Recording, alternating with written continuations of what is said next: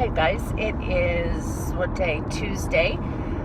John and I are both in Flagstaff today, but I didn't go with him because he's there all day. He had to leave at 6:30 and he might not even get off work until like 7 or 6. I'd mentioned before that he works for a healthcare system that has several locations, and most of his work as a float X-ray tech, it has been in the Verde Valley,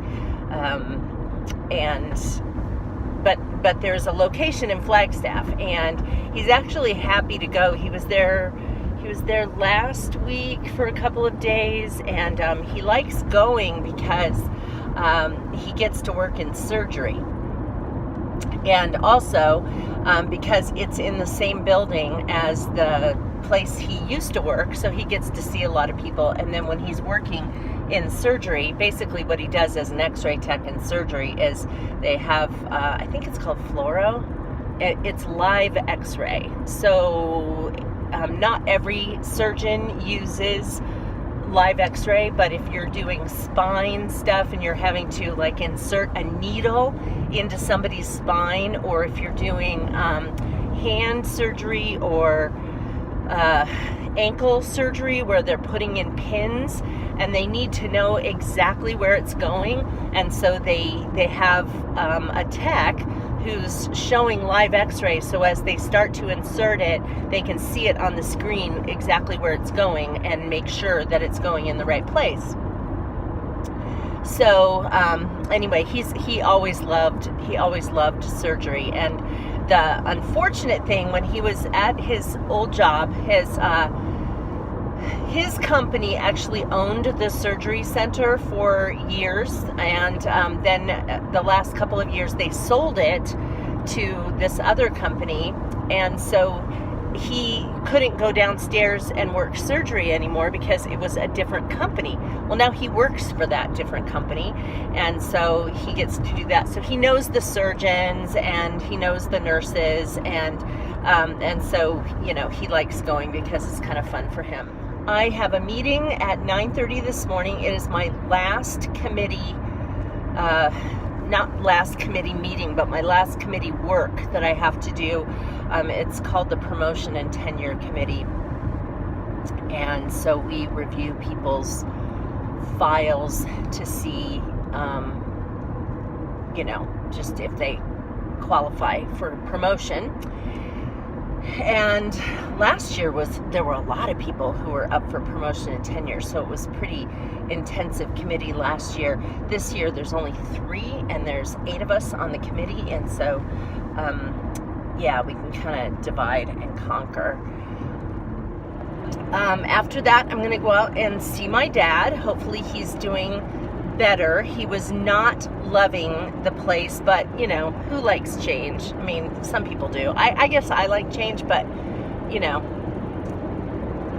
especially elderly people, you know, don't really like change that much. So hopefully he's adjusting a little bit better to that. And then after that, I'm stopping at the grocery store. I brought a cooler with me.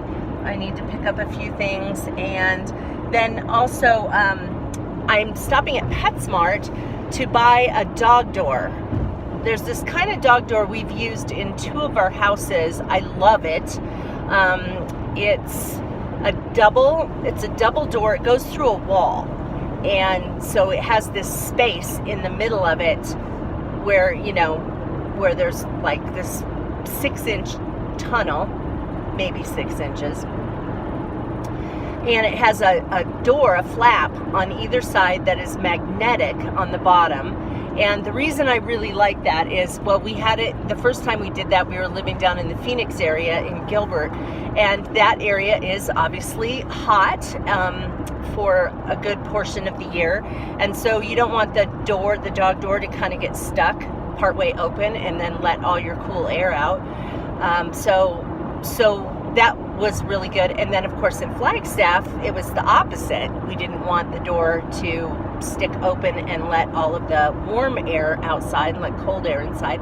So I'm going to get one of those. We have a guy in town who's a handyman, and he has already said that he installs dog doors all the time, and so we need to get him to do that so we can take care of this business before we get our dog. Our dog is due. The litter is due tomorrow. So excited. Hi guys, so it's about 1:30 and I am heading home. My meeting this morning just lasted till maybe 10:30, and then I bought a dog door. I was happy to have that, so now I can make arrangements to have that installed. And then went to see my dad, and he's doing really well. He's actually using a walker instead of being in a wheelchair. At the other place where he was, the head nurse had said she didn't want him using a walker because he kept falling. Well, he was falling first thing in the morning, but they're not letting him be alone enough that he would get out of bed by himself. And so anyway, the lady there too just loves my dad and just has already noticed. She's like, he is such a classy guy. She said he always wants to wear his jeans and a belt. And I said, and a button-down shirt. And I said, he always wants to, that's what he always wants to do.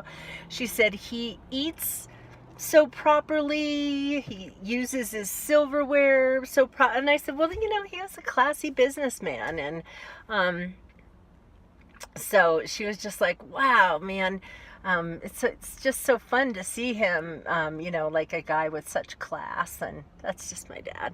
So anyway, but it's really nice because he's doing that, and then because he's eating different food, and I was asking him, I said, so how's the food? And he goes, forgettable.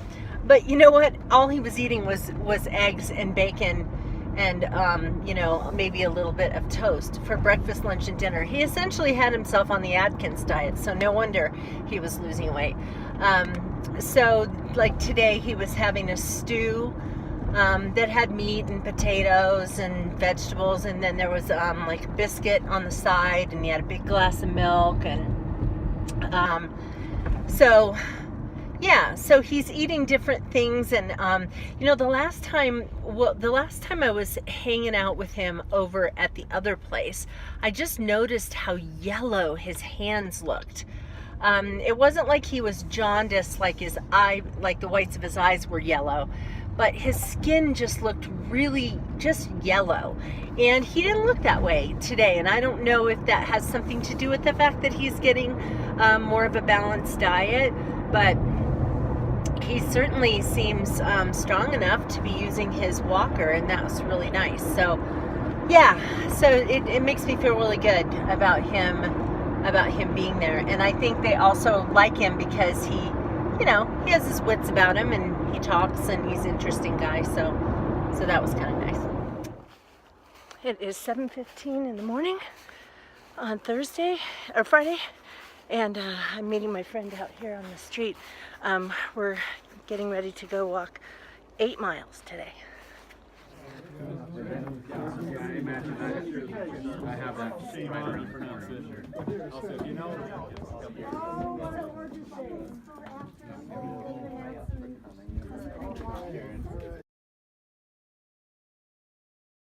Okay, you guys may remember this mama, Violet, who was so pregnant with her puppies, and she had her babies. They were due on November 8th.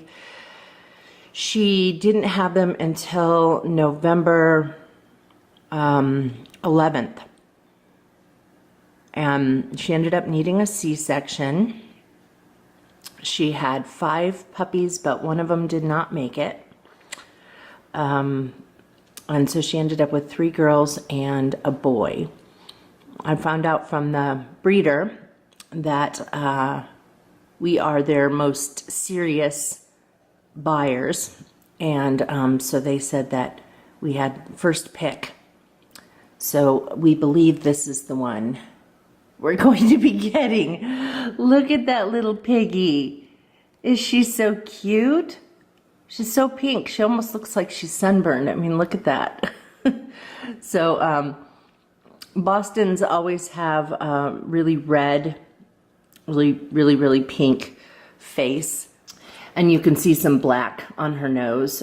So this pink will, the color will fade, and the white hair will grow over it. So she should be white there. Her nose, even though she'll probably end up with a part black, part pink nose for a while, it will fill in and be solid black. Chloe had two, when we got her, Chloe had right around her nostrils, she had pink, and she looked really funny when she was a puppy, but it filled in and ended up being solid black. And then the lips become black too. The hair pretty much stays the same. She has a really wide blaze in the middle, and then you can't really see it here, barely, but she's got a thumbprint, and I can't remember what it's called, a Haggerty spot, and Chloe had that too.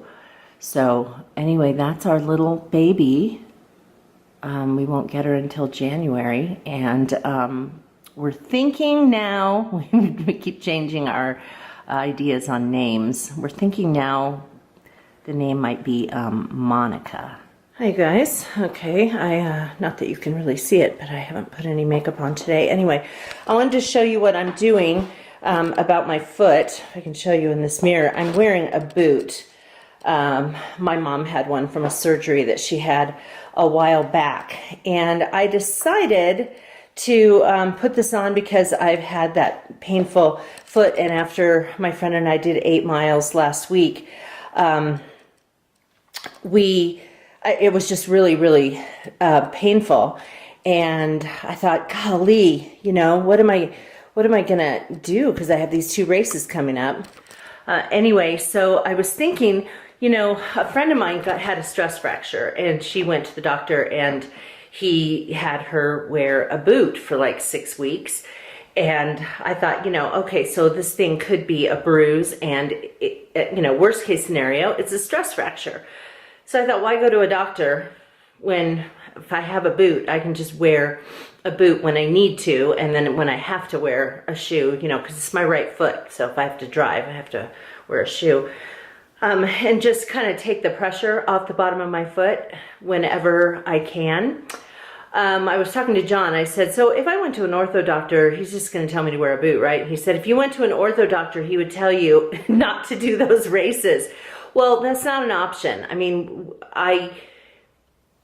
I've got a friend who's never done a race before who's doing this race with me, or these 2 races with me, and we've already paid money to do them. It would be different if I was doing this with, like, by myself or with maybe a group of friends, and I back out, but they can all still do the race together.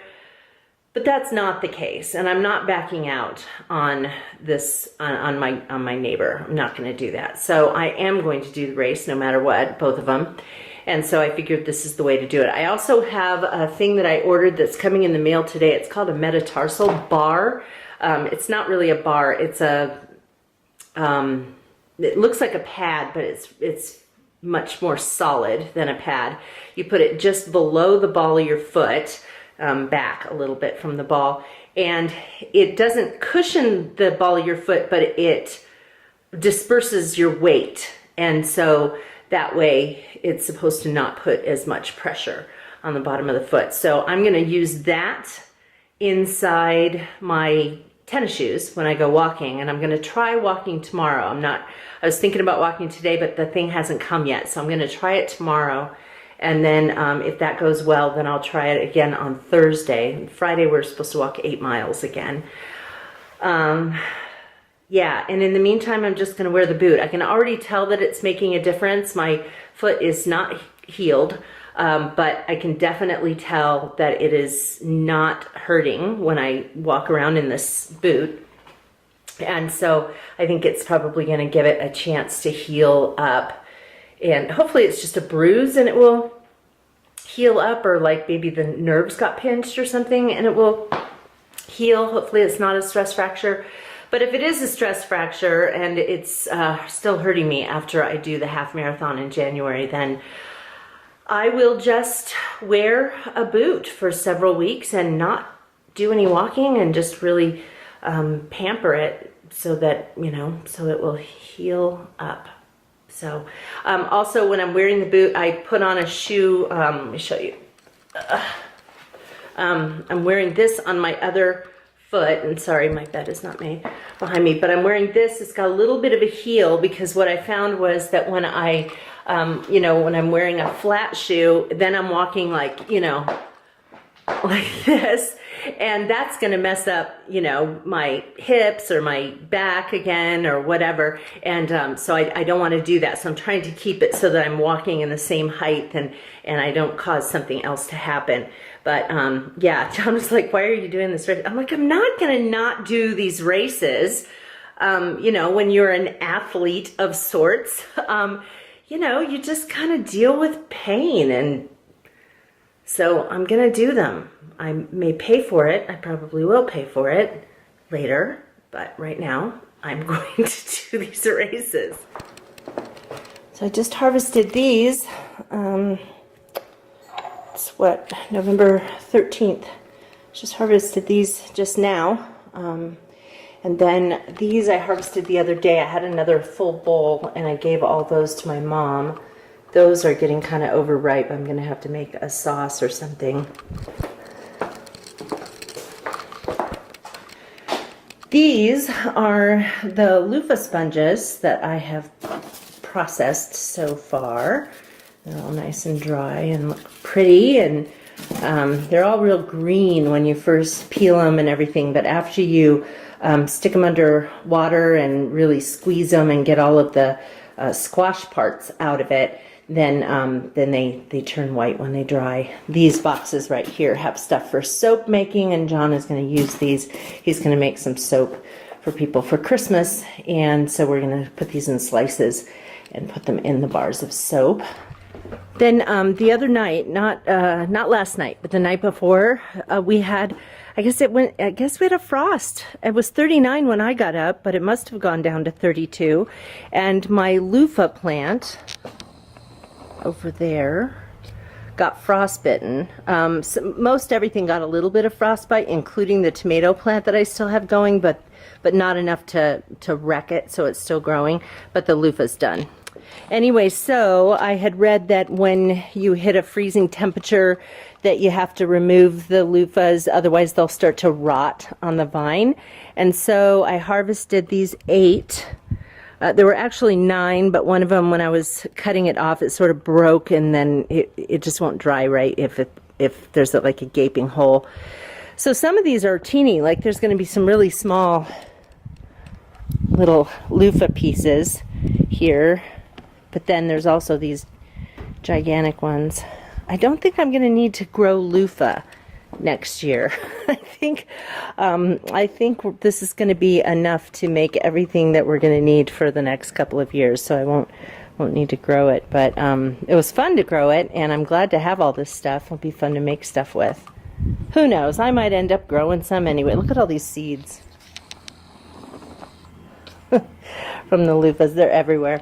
But yeah, who knows? I may grow them again. Just you know, do a couple years worth and have a whole bunch of loofah sponges, and then just not for a few years after that. Then I am thawing out these 2 things of pumpkin puree. These are from pumpkins from my garden, and thawing these out because I'm going to make some pumpkin scones that are made with friendship bread starter. You may remember me telling you that friendship bread starter, you know, normally you get it and you make friendship bread for several weeks and then you're really sick of it, and then you're just like, so you get rid of it. But really you don't have to, because you can take friendship bread starter and freeze it, and pretty much indefinitely. I think I had this frozen since last fall, or winter, no, probably fall, so almost a year. And then you take it out and add a little sugar, flour, and milk to it. And there's also a vegan version. If you go to friendshipbreadkitchen.com, you can make your own starter. But so anyway, so you just add a little bit of the flour, sugar, and milk to it, and it starts getting yeasty and bubbly and everything. So you use just a little bit of this. Well, actually use a good amount of this, but you don't add any sugar. in these pumpkin scones. And so they're not terribly sweet. They're kind of like a mildly sweet biscuit. And it's nice because friendship bread is super sweet. Very tasty, but super sweet. And this is just a nice, tasty, it really brings out the pumpkin flavor more than anything else. So as soon as these thaw, then I'm going to make a couple of batches. Well, I think there's a cup in a batch, and this is 4 cups. So I guess I'm making several batches of pumpkin scones, but they freeze really well. So I'm excited to do that, and John always loves it when I make these. I make them every fall. You don't have to just have them in the fall, but they're really appropriate for this time of year. So that's what I'm going to be doing whenever this thaws out. What time is it now? Almost 1 o'clock, so I don't know, sometime this afternoon, I guess.